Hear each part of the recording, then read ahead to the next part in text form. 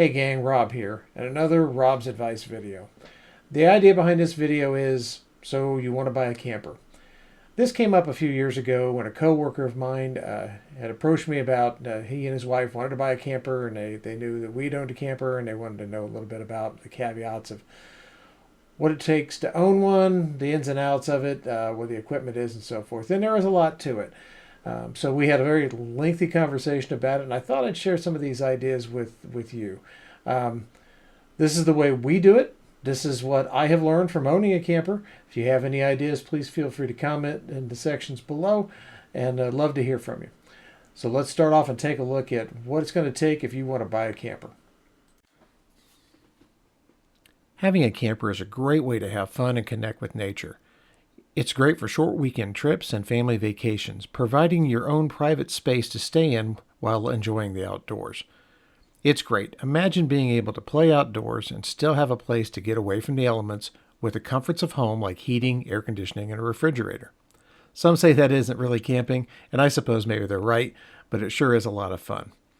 However, before you jump right into camper ownership, you need to consider a few things. It's not as simple as having enough of this to buy a camper. Sure, you need money to buy a camper, but you'll have to have a few other things in place before you purchase your camper, and yes, they all cost money. The first thing you'll need to consider is where you're going to park your new camper. Campers come in all kinds of different shapes and sizes, and you'll have to make accommodations for it. The reality is your camper will spend the majority of its time parked and unused, and you'll have to accommodate this somewhere.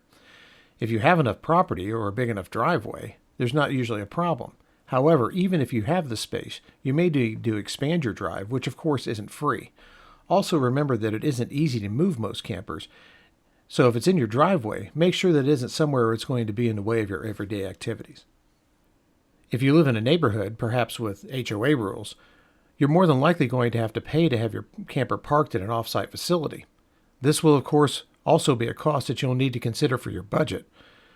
My research shows that the cost of an uncovered parking space is around $75 to $100 per month. It also complicates loading and unloading your camper.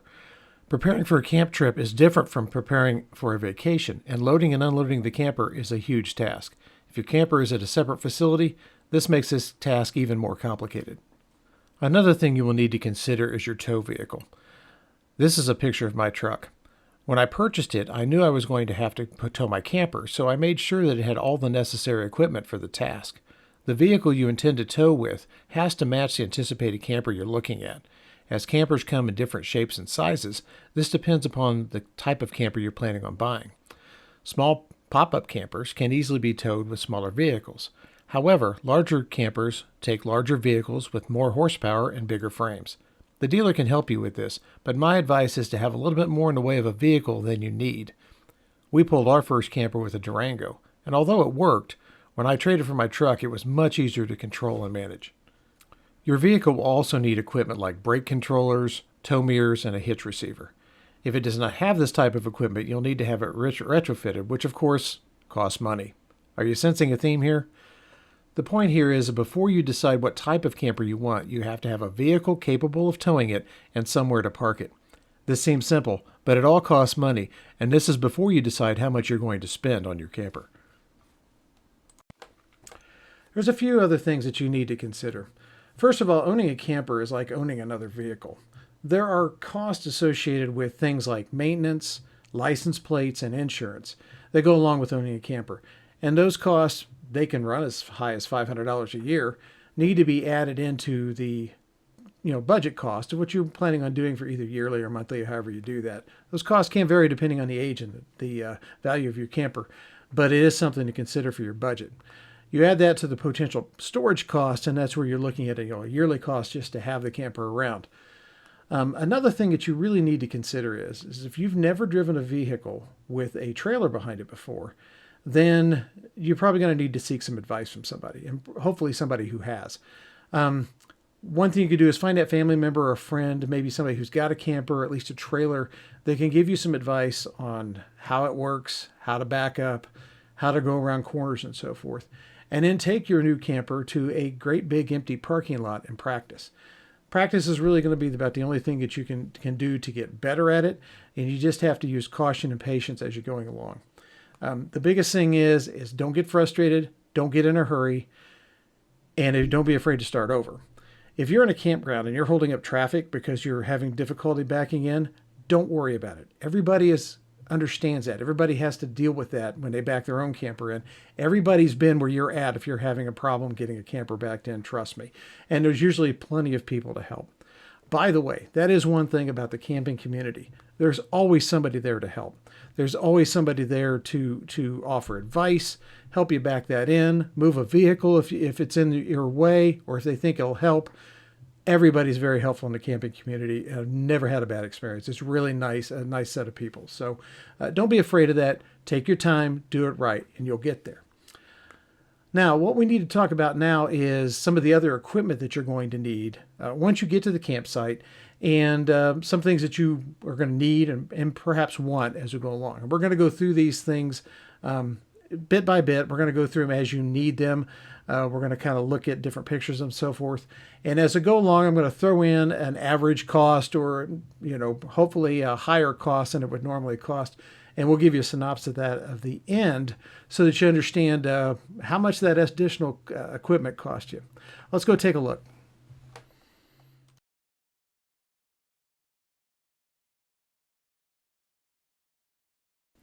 The first thing we are going to talk about is the hitch. We talked about having a vehicle with a hitch receiver.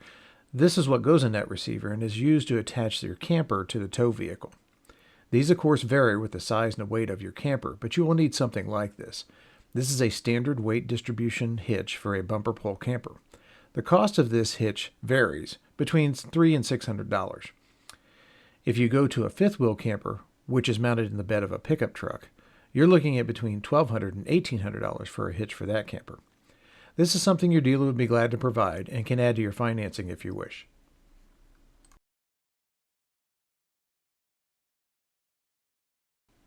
Now we are going to talk about the equipment generally as it is needed when you arrive at your campsite. First, we have these two-way radios. We talked about backing up with a spotter, and these are the best option to talk to your spotter. I know what you're thinking. I have a phone for that. However, you will find that when you're camping, you're going to sooner or later find a campground where your phone service just isn't what it should be. Also, when you're not backing your camper, you'll find these radios are very handy in and around the campground.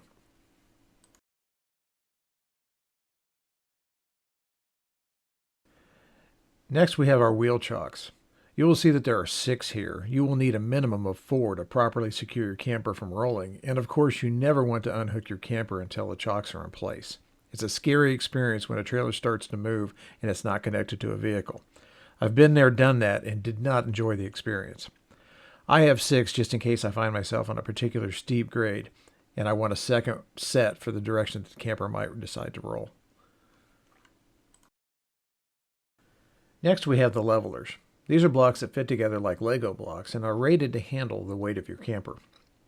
You use these to level your camper side to side by pulling one set of wheels up on them or for placing them under stabilizer or hitch jacks. You have to have your side-to-side level correct before you unhook your tow vehicle, and these are a quick, easy way to raise the wheels on one side or the other. Behind them you will see the flat caps for the blocks. These are not necessarily required, but I like to have a flat surface for pulling up my camper tires on and for setting my jacks. Of course, you can use wood blocks for the same purpose. However, wood blocks absorb moisture, are difficult to clean, and do not store as easily as these blocks. So you have your camper leveled, parked, and your chocks set. Next, you'll need to connect your electrical. Here you see a 30 amp extension cord for the electrical connection. Your camper will come with a cord that's between 30 and 50 feet long. However, sooner or later that will not be enough and you'll need an extension. This works like an extension cord in your home, except it's with the proper plugs for a 30 amp connection.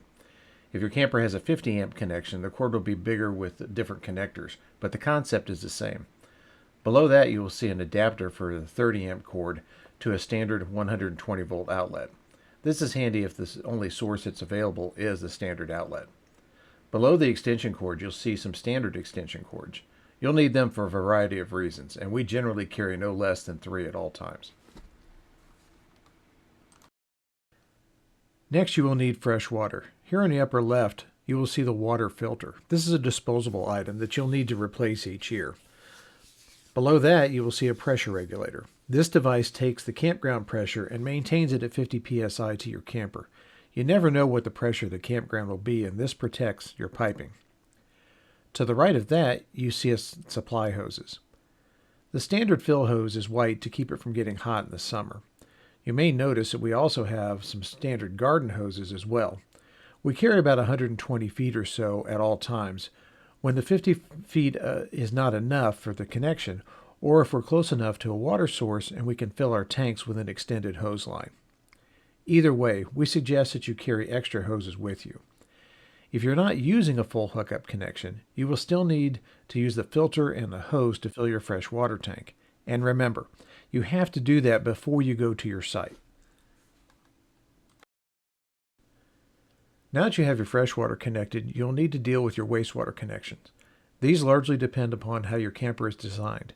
Wastewater is divided into two tanks, black and gray. And depending upon your camper's configuration, there may be more than one. Black tanks hold waste from the toilet, and other waste from sinks and showers goes to the gray. We have two gray tanks, so our connection to a full hookup campground is a little more involved than other campers. Wastewater hoses are generally 3 inches in diameter and flexible. You can see on the left a couple of hose stands for the wastewater drain hose. We have two, as we have two connections for our camper. We also have a Y to bring them together and a formable hose that acts like a bendy straw to form our connection to the full hookup sewer outlet. Many of these hose connections come as kits, but you will usually need additional connectors or adapters. In the middle, you will see a tank cleanout tool that is connected to a garden hose to clean out the tank at the end of the year. At the bottom right, you can see the black round adapter. This is called a donut that seals between a 3-inch hose and a 4-inch campground drain to prevent odors from escaping. If you do not have full hookup, you will still need some of this equipment to drain your waste tanks as you leave the campground. Yes, this is the glamorous part of being a camper owner, but if you have the right connections, you can make the task easier.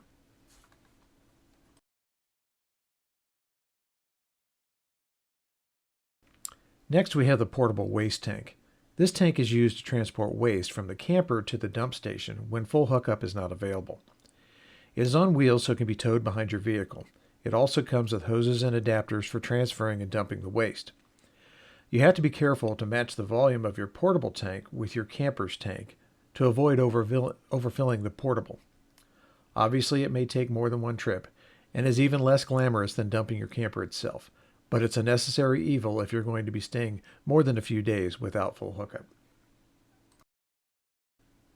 Next, we have 20 feet of the 3-inch waste hose. This is two 10-foot sections that can be configured with the adapters you saw earlier to accommodate different configurations depending upon the location of the waste drain in relationship to your camper's drains.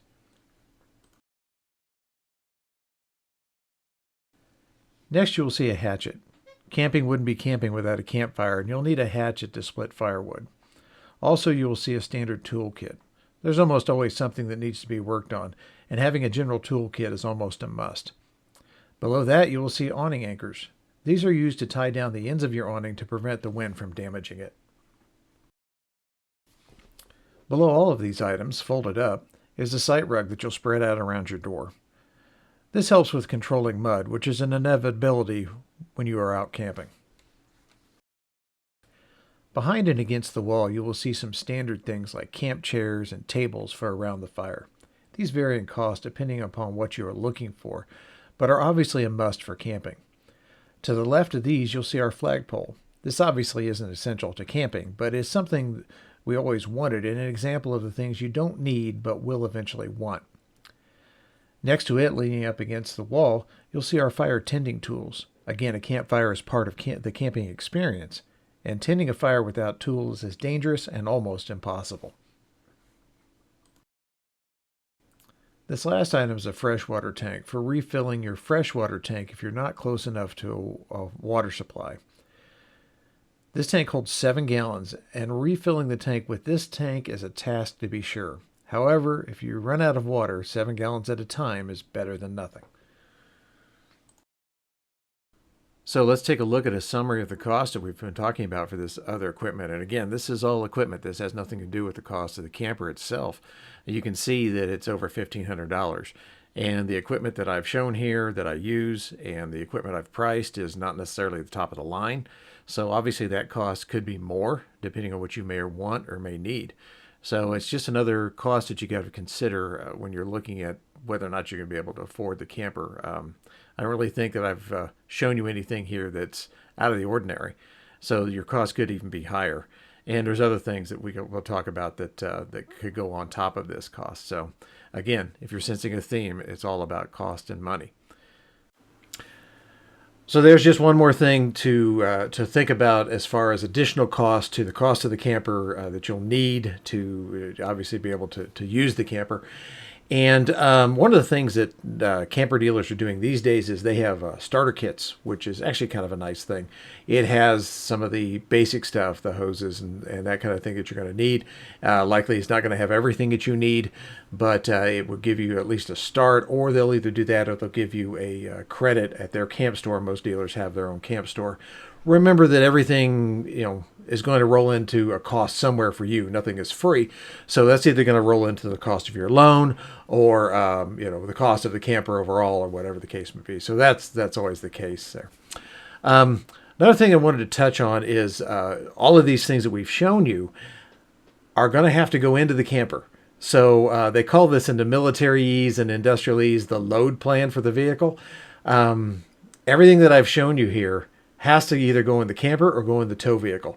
So that's another consideration that when you're looking at going with a camper, going on a camping trip, you've got to have all the room in your camper for this equipment and the other things you might take, like bicycles and firewood and all those other things. Every cubic inch of storage space in a camper and its tow vehicle become very valuable because you have to take all of that with you, and there's a lot more to it than you might realize. Another thing I wanted to touch on was we haven't really talked a lot about the how-tos in this video.